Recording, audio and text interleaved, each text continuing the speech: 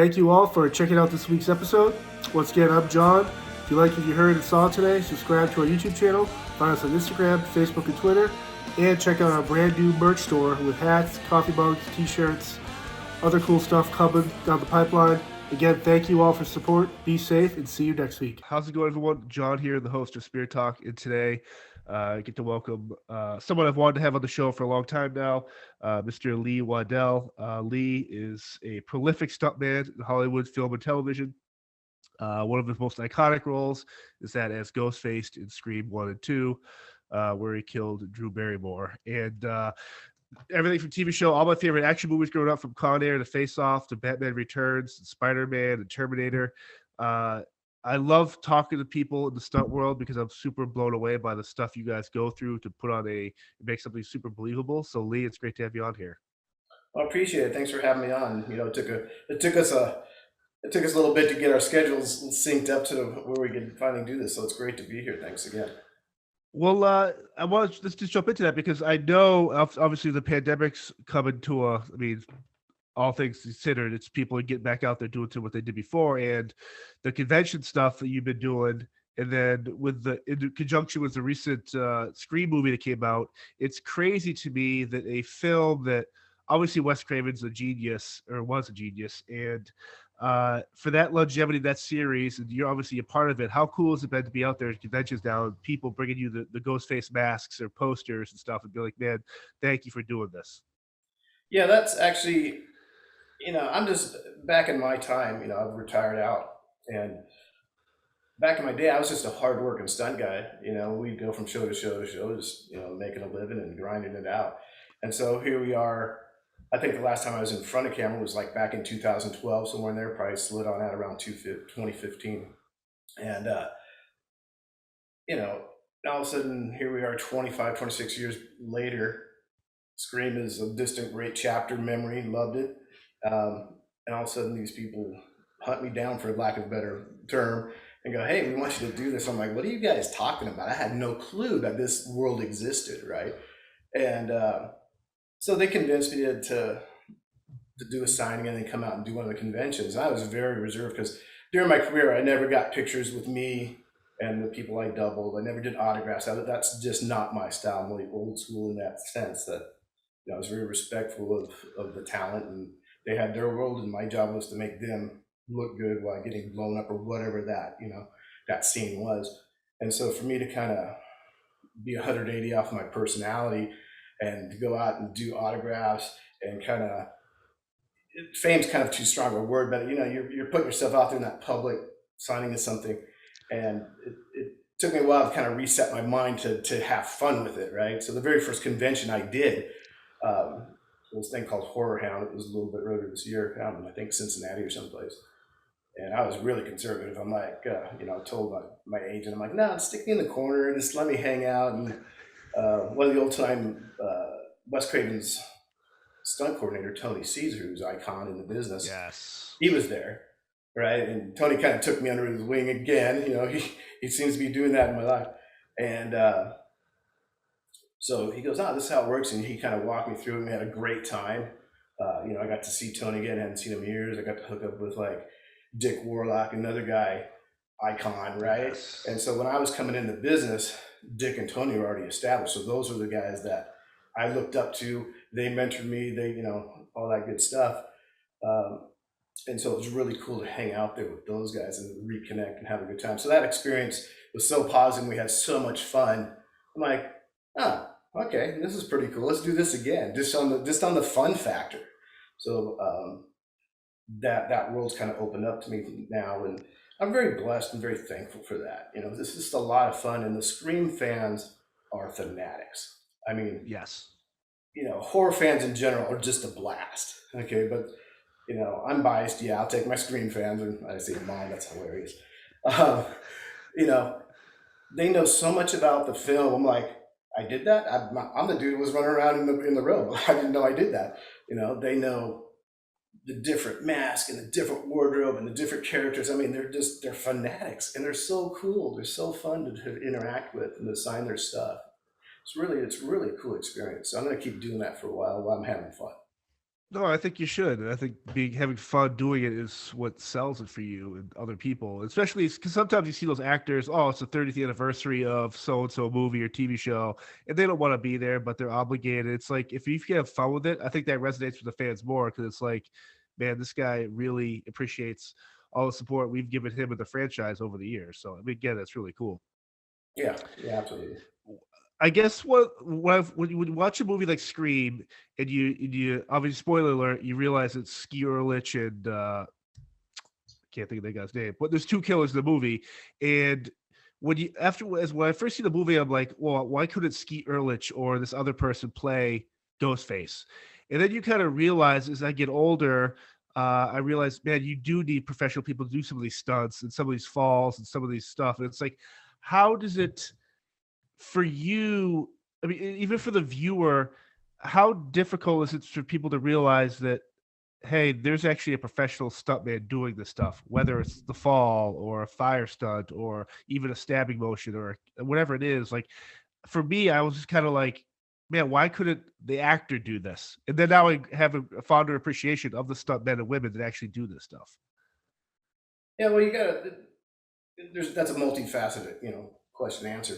Because you gotta remember, as stunt performers, it's harsh to say, but it's reality is we're expendable, right? You know, you don't want to imagine if we had like one of the guys skied or somebody going down the stairs playing that character and he rolls his ankle, right? Right. But even if he sprains it 6 weeks, you know, they could shoot around some of that, but somewhere along the line he's got to walk. So, you put the stunt man, stunt girl, and let them do their job. And it sounds harsh, but you'd rather wad up a stunt person than to wad up an actor or an actress and shut down $1 million an hour production, and you know, and so it's very viable.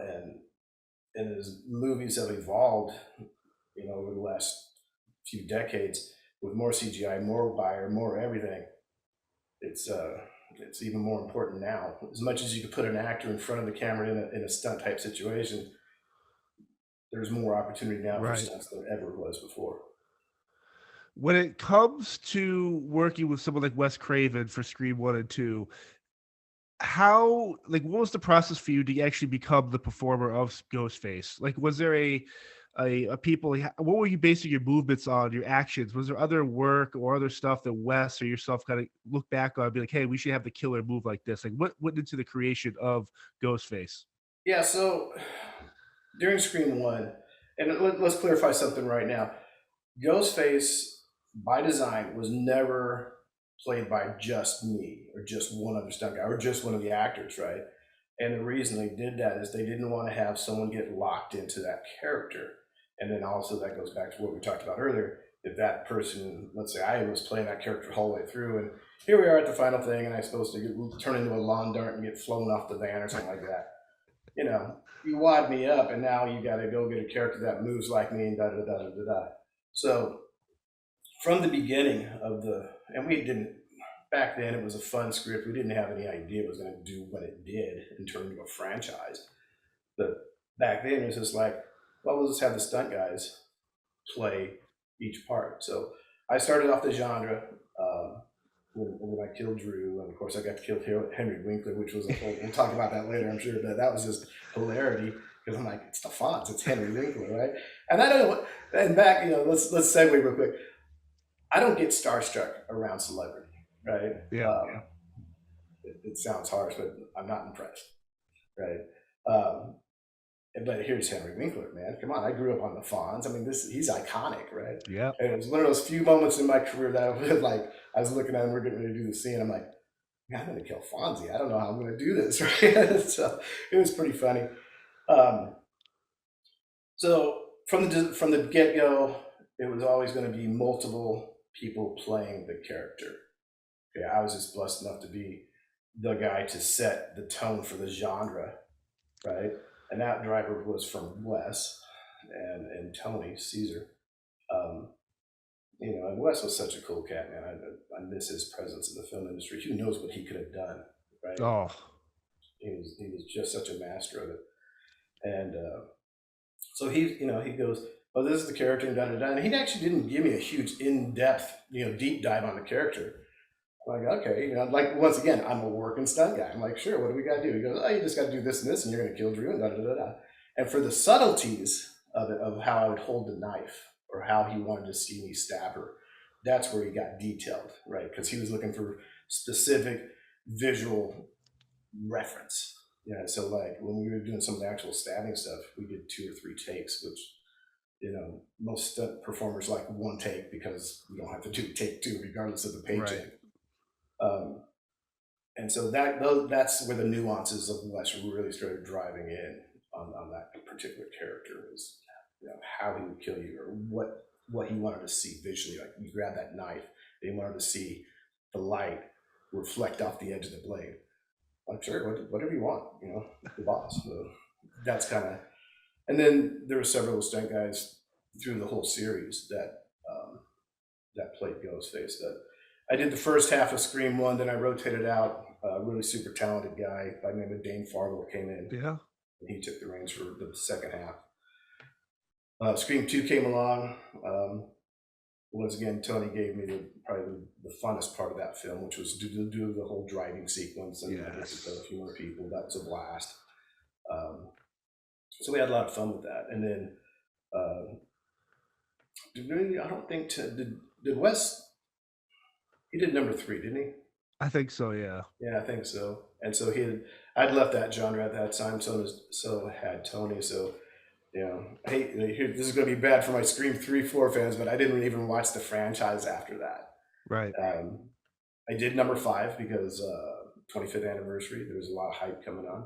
Yep. I enjoyed the 5th one for the most part. There were some really great nods to Wes and his directing style in that. Right. I really appreciated what they were going for, and they hit it on a few points. Was the actual costume you had to wear, was that the first choice, like, or was that I don't remember seeing that mask anytime before Scream. Now you see it everywhere. It's part of the horror lexicon of history and whatever. Was that the first costume you had kind of like Wes had picked for you guys to wear? Yeah, so this is where so here's how this went down, right? And there's all these experts and documentaries, and there's a documentary out there about about the whole Scream and the mask and all this stuff. And I'm like, nobody talked to me about it, right? I don't think anybody, actually they couldn't talk to Wes. Nobody talked to Tony Caesar about it. So I don't know where they got their information from. Wes, when we first started on this thing, I didn't get involved until just before shooting, right? I wasn't on the pre-production side of it that much. Maybe I had about a 2-week notice.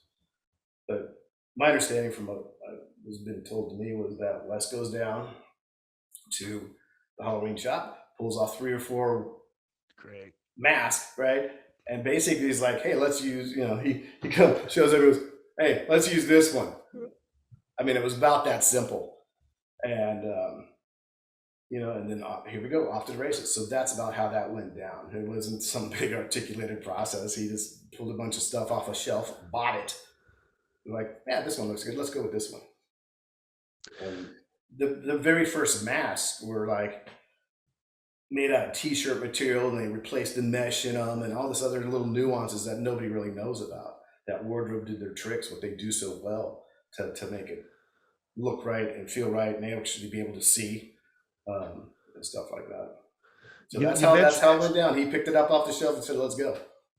Crazy. And you kind of mentioned the Henry Winkler death scene, but before that, the Drew Barrymore one, I thought what was so shocking about it, because here she is almost becoming a leading lady, or very prolific at that time. You're not going to kill off someone like Drew Barrymore. And so for a scene like that, or even like the Henry Winkler one, what goes into the rehearsal of this in terms of where Wes has, hey, you're going to stab her this way, but how many takes do you have to get to so you finally get that final kill shot? So, if I remember my history correct, I worked with Ms. Barrymore a couple of times prior to this one, but we got to shoot in sequence. But what that means is that movies are very seldomly shot in sequence. So when we were at that house up there in Petaluma, Yep. and we were shooting that. So that actually went down sequentially. So that was the opening of the film, in theaters. That's also the first week of production for us. So we got to shoot that first. So it really, um, it was easy to, it was a natural segue because I hadn't seen Drew in a couple of years, and I don't even think she knew that I was me. It didn't really matter because I was Ghostface, right? And so, we shot it sequentially also all the way throughout the night, and we did and that's exactly what we did. We did like one rehearsal, like running towards camera. The most iconic scene in the film is when I'm running her down, right? And if the subtlety of it is everything's in regular motion, and then Wes downshifts and puts everything into slow motion. And I don't know if the viewer actually realizes what he does, but if you go back and look at it again, everything's going high speed, and all of a sudden, right when Corey Prey goes up, he shifts in slow motion. And it takes that it wasn't that big of a run, it was only 15, 20 feet, maybe max, 30 on the outside. It took that and just put it in slow motion. So he took the viewer and just made him agonize because you know what's going to happen, right? But you get to think about it even more. Right. And then when I caught up with her and actually stabbed her, that was all in one. I don't think we did two. I'm pretty sure that was a one take, two on the outside. And then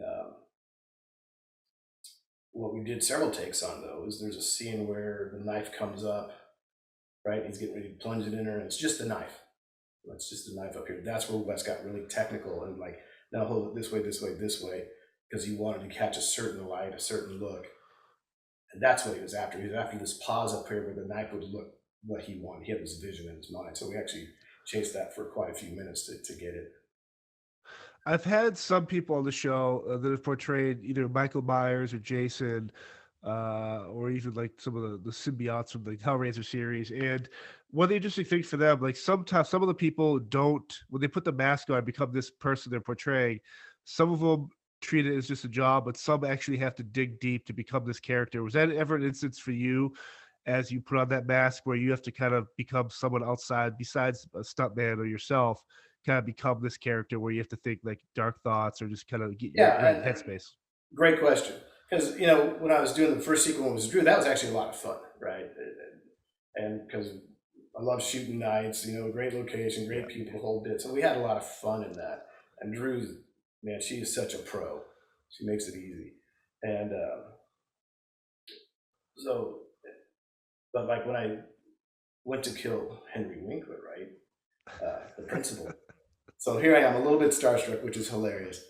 And I actually had to go deep to get to the point where I could be violent enough in my thought process to whack Fonzie. Does that make sense?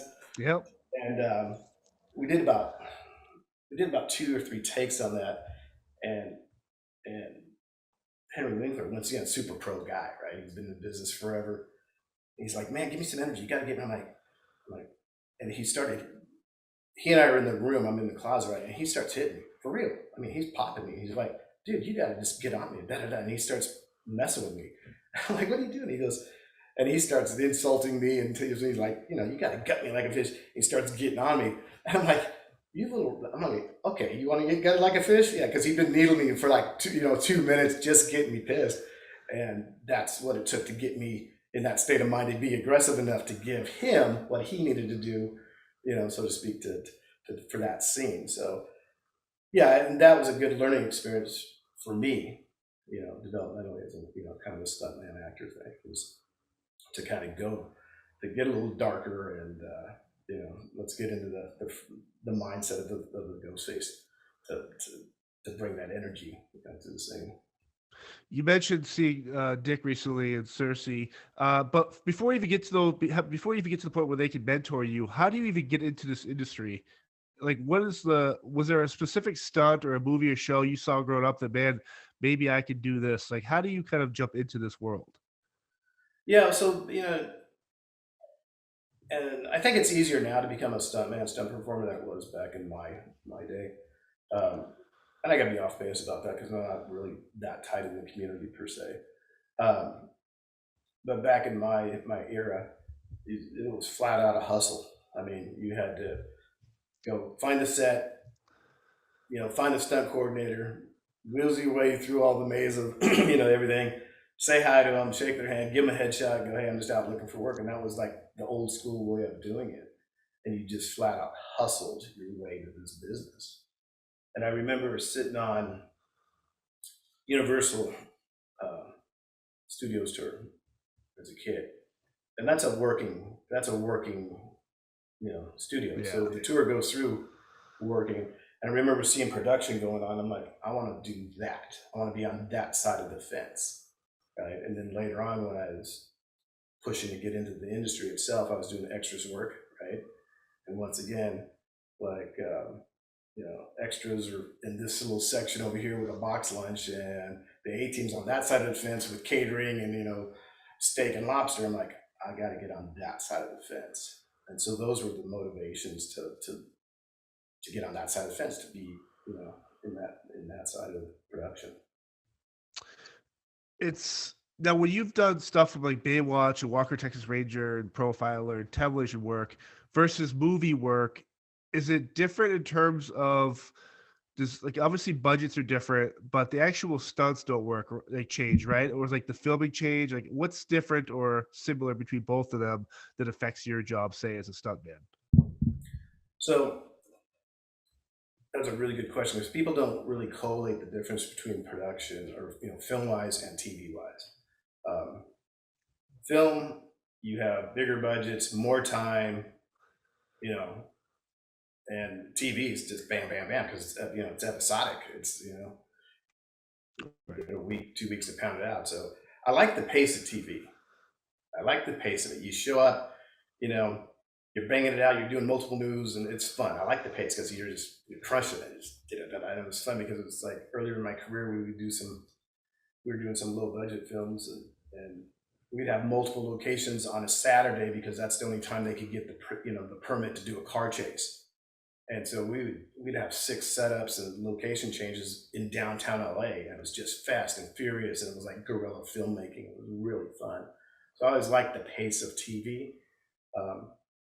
But when you get into movies and motion pictures, it's like you got big stunts with big money and big time, and you prep the heck out of it because it's big stuff, right? So it's almost apples and oranges.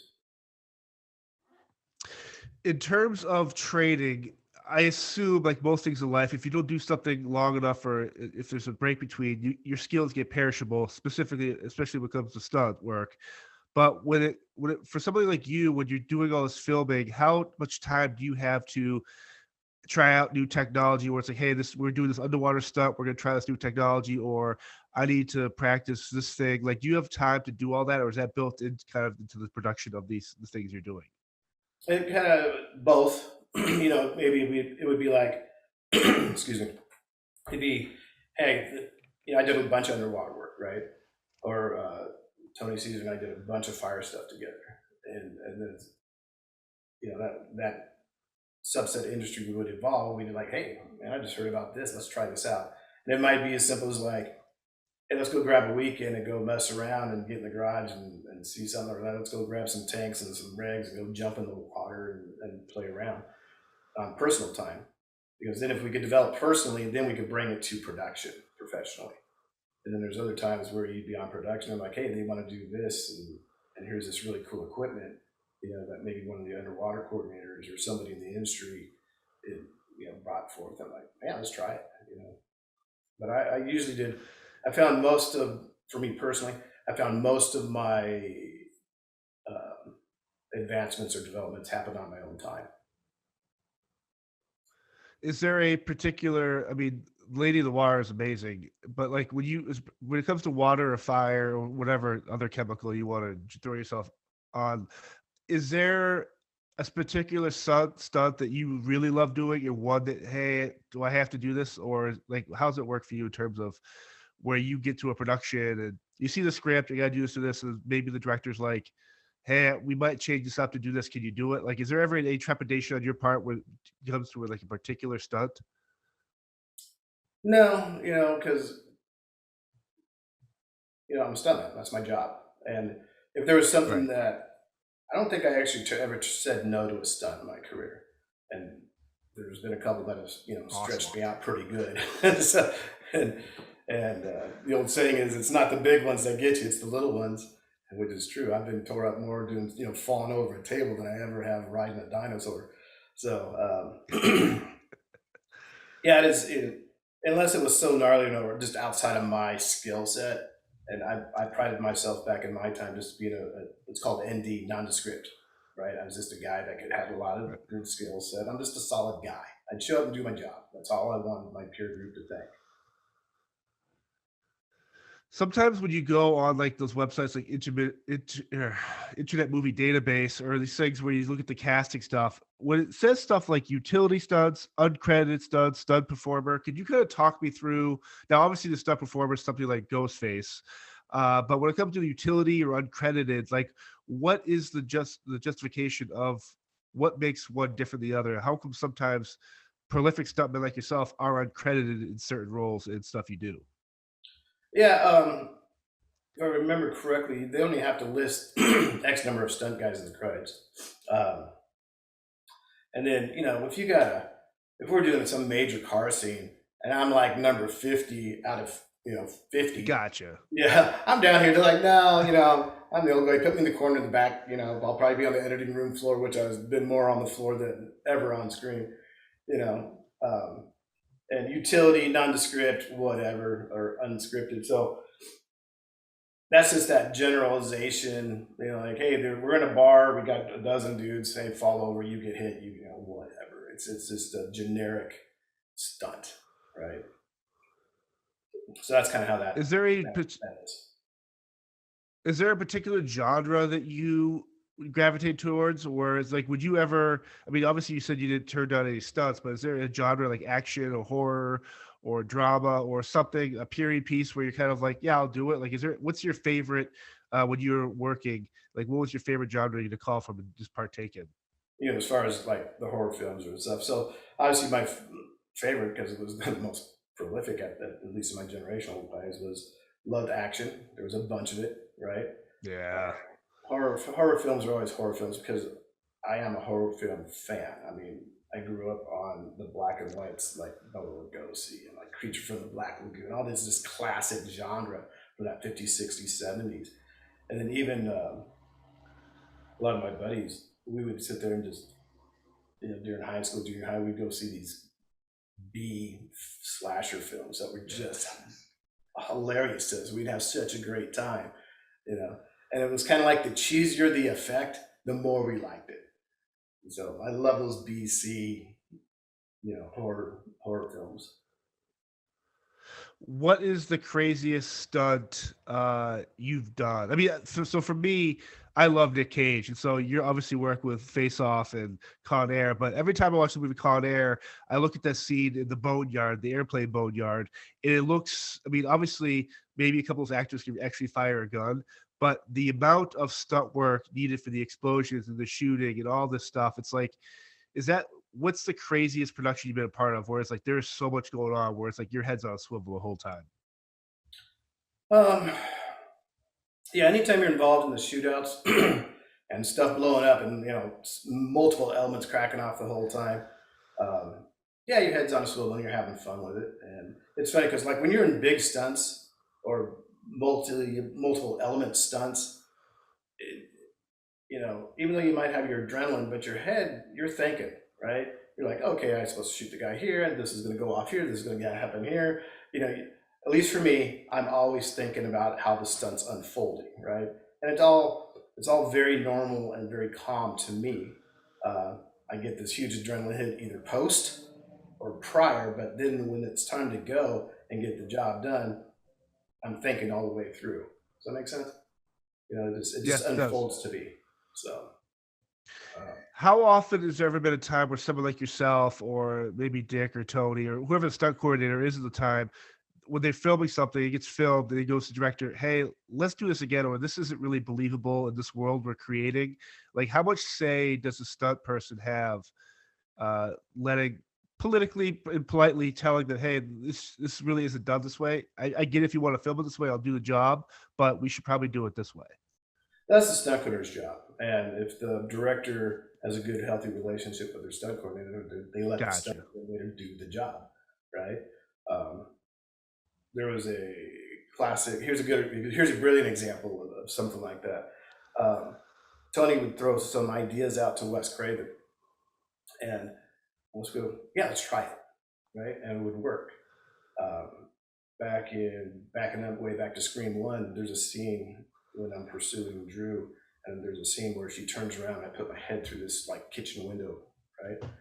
And we did it, and then Wes came back. I guess after he saw it in dailies, he didn't like my head movement or something like that. So he jumped back in, I think the next day, and I wasn't even on set. Shot it again, right, as him being Ghostface, putting his head through this window.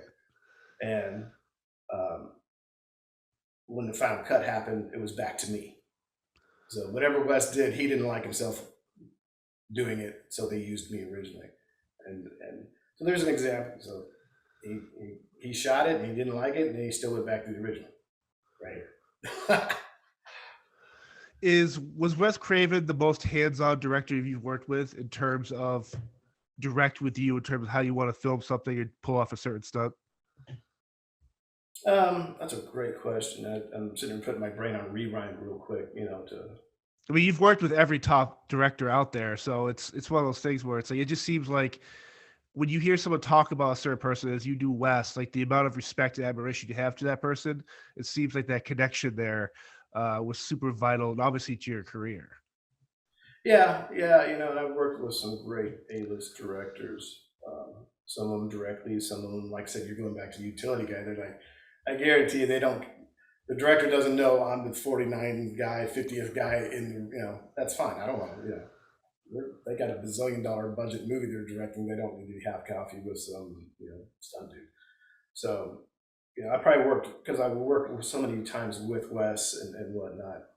I probably had the closest relationship with a director, And I learned a lot from Wes. And I love time to talk and hang out a little bit, not a lot. We're always working, so.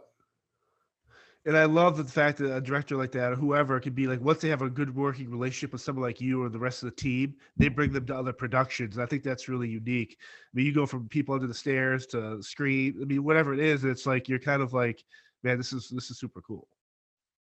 Yeah, and it was a good relationship, and like I said, I miss him, and learned a bunch. Had a great time with it. Beautiful chapter. It was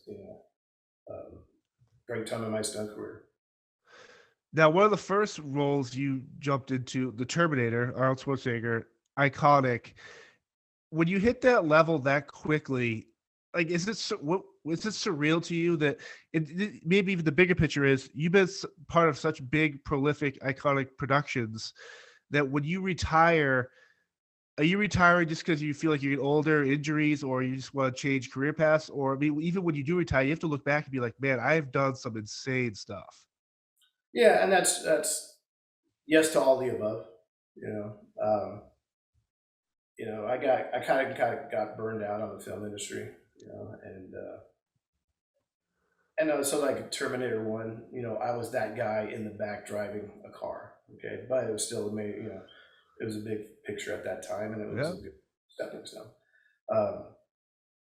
But I got pretty burned out on the film industry, and I've been working a lot, and it was a great career, but the film industry is tough. There's nobody in it that will tell you anything otherwise. If they are, they're lying. It's a tough industry. And after so many years, I'm just like, what, it's not worth the price of admission for me, mentally or physically, to put up with the nonsense that occurs in that industry anymore. So, the minutia started outweighing the paycheck for me. And the bottom line is I really got tired of, people screwing with me and trying to get my money, or screwing with really good friends of mine and stunt coordinators and producers and all that crap that goes on behind the scenes that people never get to see, but they hear about or they're at the effect of. So I got tired. That's all it was.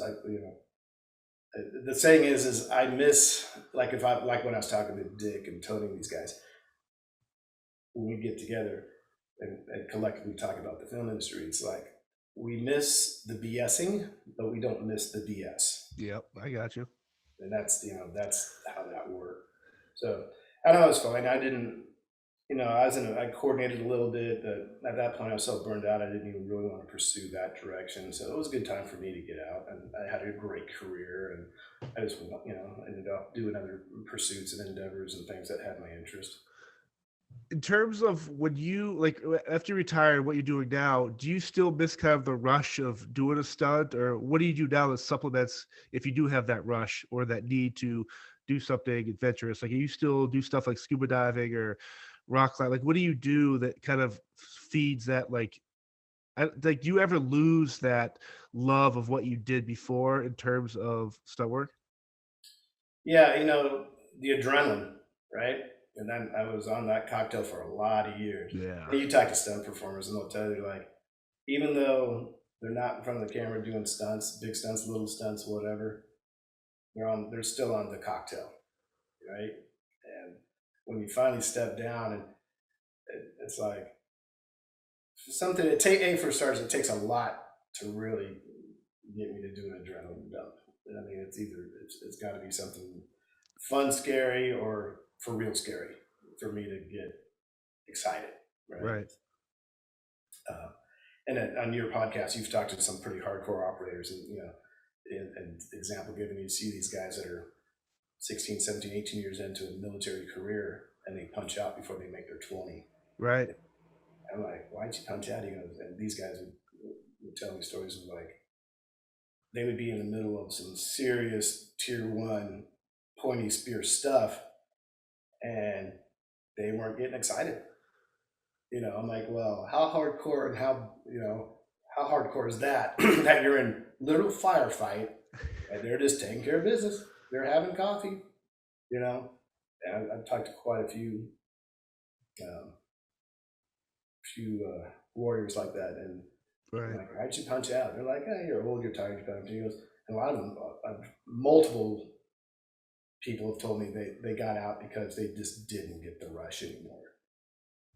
Like I said, you've had them on your podcast, you've talked to them a bazillion times, Yeah. right? And so, after I kind of walked away from that, and I went down some other things that would give me that buzz, but I'm pushing 60 this year or next year, and I'm good on getting fat, old, and retired. I love it. So the fat part I don't love too much, but I like chilling out now. I was on adrenaline a lot. Even post stunt career, I was still doing some fun stuff, and I'm pretty good about not seeking that out anymore. If it happens, Right. cool, but I don't need to go jump out of a plane to get it anymore. I'm okay with not being on the cocktail. Right. Now, I'm familiar with the Saturn Awards, and they always give out awards for the stunt men and women stunt teams. But do you think, from a not necessarily an awards standpoint, which obviously is great, but is there enough being done for the stunt men and women in the entertainment industry? Like, should there be more? Like, how come they're never announced on the Academy Awards? Like, why isn't it ever like a? Because you look at all these productions, and the coolest things I always see are someone with like Christopher Platt or Stallone or some of these world name actors or actresses. They always thank their stuntman or team. They're always posting pictures about them. The Rock's always doing it. Why isn't it acceptable to do that at an awards platform? Like, is that something that's ever irked you, or something like Dick or Tony, where it's like, hey, like, we're here too? Or is it part of the thing you talked about earlier, where it's like, hey, I'm just here to do my job. I usually have to see my face. Yeah, I mean, great question. I mean, personally, if you take a look financially, demographically, the stunt department, the biggest gross boxes are always action-related, stunt-related films. Correct. Okay, the stunt department also runs production-wise on the lower end of the production. I mean, I've been on productions where the stunt department is below craft service. I mean, there's this, and so when you look at it, when you actually someone take a deep dive and look at it statistically, stunts make the most money, period. 100%. Stunts brings the most money into Screen Actors Guild, period. That's a fact. And yet we have the least recognition. And I don't know what that resistance is from, like, let's say the academy level. Right. So I would love to see that actually get to the point where they go, you know, Academy Award for Best Stunt Coordinator, action sequence, da da da da da. So it may happen. I wish it would, because for as valuable as stunts are in a film, we're very undervalued as far as that section of it, as far as the Academy or even the Screen Actors Awards, because we have effects gets awards, but not stunts, at least not yet. It's kind of pushing that way, and it'll probably open up eventually. But I'd love to have seen it 10 years ago. Right. When you retire in 2012 or that time frame, how many other people in the industry retire around that same time frame? Is it the same number of people entering the industry, or is it like an equal balance where people retire, like most jobs, whether it's law enforcement, military, people retire, people come in? Like, how do they? Because I assume with all the productions going on and everything at once, like specifically every show you watch now has stunts or some sort of stunt in it. Is there enough people to do that, or is it just people just jumping around endlessly in the terms of trying to satisfy all the needs? Yeah, there's no shortage of talent. Okay. Yeah, and the performers today are just younger, faster, quicker, better. I mean, geez, are they so talented? I mean, God, I wish I had that talent when I was still in the game, right? Like, how do you guys do that? I mean, just super talented people. Right. And I think stunts today is much more specialized than my era. Back in my day, you did a little bit of everything because that's what was necessary. Now you have guys that specialize in nothing but wire work, nothing but rigging, nothing but cars, and that's okay to have a specialty, because it makes you that specialized go-to dude, But, I don't know how many younger generation, like I said, I've been out here for 20 years or 10 years. I don't know how many younger generation stunt performers are so multifaceted. It's a very specialized industry. So I don't know how many ND, nondescript utility, people there are that can really do a little bit of everything. Do you sell that I Killed Drew shirt at conventions, or how do people get that? Because that thing is awesome. I will get you one. So out of this whole, yes, they are actually going to be for sale Just on the awesome. website. And so this whole little saying came out of the fact that when I started doing this convention stuff, right? When I started doing this convention stuff, that's people they wouldn't collate Lee Waddell, Ghostface, Scream 1. And then I'm going yeah, I killed Drew. And they're like, you're the guy in the opening sequence and da da da da da. And they would get all excited, right? So that was like this funny tagline that I just threw out there. So, I'll probably get I'll probably get a call from Barrymore's lawyer or something. So, but yeah, that's how that got. So I'll get you one. I made up. They're going to be on the website, and then I'm going to sell the merch there on it. Because it's almost like you could do one for I Killed the Fonz, where like the knife is the actual thumb going up. Yeah, exactly. So we are my web now. So here's something I'm going to give a plug on, and normally that's not my style, but the guy that did that's doing my website guy. I sought him out, and we've been in contact over the years. He was Wes Craven's original website guy. Wow. Right? Yeah, so he worked very closely with Wes on a daily basis. Like, it was like, hey, we're doing that, So he had a lot of interaction with it. So as we developed, it's called Original Ghostface, right? Because that's how I'm marketed, so to speak. So Original Ghostface, which is great. So I'm like, well, it's original, and I really dig the fans. That's what this whole thing's about. It's not about money. It's not about fame. None of that stuff. It's about the fans, because the fans are just so nuts and so fun. I really like them. So it's really a fan-based, fan-driven, organic thing. So when I found Bill Perry, Wes's old original developer, I'm like, hey, this is kind of what's going on in my world. You want to come over and do a website? And be my website guy, because that's the original website guy that Wes used, right? So I actually got to use his DNA. I'm like, do what you do what you did for Wes. and so he has. There's some stuff on the website, and I think the website goes live June 1. Back in the day, and you got to remember, this is mid 90s now, right? So this is when internet's starting to take off, and that whole craziness of life. And a lot of people that watch your webs, your podcast and listen to it and see it, there's a younger generation post post mid 90s, right? Even post 9/11, that had no idea. You give them a regular rotary dial phone, they're like, "What's this?" Yeah. So I got this guy to do my website. One of the iconic things I remember from back in that time, from about the mid 90s when he was doing his website, he took the mask and it was rotating, right? Which is, in today's standard, nothing. But back then, it was huge. And it was really an iconic piece. So he did that for my website and kind of just brought that back out of the archives. I'm like, that's so brilliant, right? How original is that? So it's been a real cool process so far, and I'm having fun with it. And as long as I have fun with it, I'll go with it, Yeah.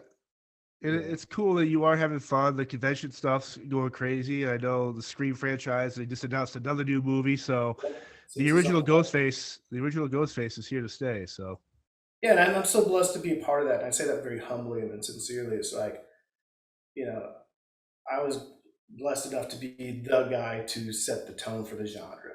And I'm not taking bragging rights on that. I was lucky to be that guy, and I was lucky enough to be that guy that sat down with Wes, and he gave me the direction and put that together. Because the Scream Ghostface fans, and I mean, I signed some like 3-year-old tennis shoes for this kid. I'm looking at this, that's how. So I got a 3-year-old with that pair of sneakers I'm signing. Mom was a fan. It's generational, that's so cool about it. So yeah, it's humbling. It's fun. I'm blessed, and I don't take it lightly, but I'm very lighthearted about it. If that makes sense. Yep. So No, it's gratitude goes a long way. Gratitude goes a long way, and it's cool to see you are very grateful for everyone. Well, this has been great, Lee. Thank you for jumping on here. Well, thanks for what you do. You have a cool podcast, man. You've had some really interesting people on your show, and I really dig it. Yeah, it's one of those things too, where it's every week's a little bit different, and your episode will be kind of a linchpin for October. Last year, I did everything Halloween related, whether it's authors, actors, stuntmen. So this year, I'm doing the same thing, and you're gonna be one of the linchpins this year with C.J. Graham and James Jude Courtney. So. Yeah, it's just one of those things where it's like people have really interesting stories outside of what people normally know people for, and you're no exception to that. So again, thank you for your time and thank you for everything. Yeah, well, thank you for putting up with me and getting our schedules put together finally. And most viewers, listeners don't realize what it takes to pull a podcast off, a webcast. There's a lot of moving parts, and it took you and I several months actually, to get things lined up enough to where it would happen. And even then, let your viewers know that I changed schedule on you like 72 hours ago. It's like, hey, I got some family stuff going on. I want to go down and see my dad here while I'm in SoCal, and you're out there in Florida, and you're like, yeah, no problem. We'll just do it earlier. I'm like, cool, man, thanks. Yeah, no, it's one of those things too. It's obviously it's after the last couple of years, it's good to be busy, traveling, seeing people, working, doing the stuff we do, and it's nice to again. I value your time today, so thank you for this, and we'll have to do it again someday. All right, brother, I really appreciate you, and I appreciate what you do, and we'll have some fun, and maybe we'll cross paths again. And I guarantee you and I have a lot of mutual friends and from a lot of different facets of life, not just the stunt industry. And I will get you one of these I Killed Drew shirts, and I'll as soon as we get offline, let's reconnect, and I'll shoot you one out, and wear it with pride, and it's a great thing. And so I really appreciate you, man. Just be safe with it all. Awesome. Thank you, sir. I can talk to you all soon. Take care. How's it going, everyone? John here, the host of Spear Talk. You might not know this, but before I record an episode, I like to break a sweat. And I do that using the Chop Fit. Over the course of the past year, the Chop Fit has allowed me to lose weight, tone up my body, and feel even more amazing about myself. A feeling that you should all feel about yourselves as well. If you use this code, SpearChop10, you get $10 off your order. Once again, use code SpearChop10 for $10 off your chocolate order. It'll change your life. Thank you.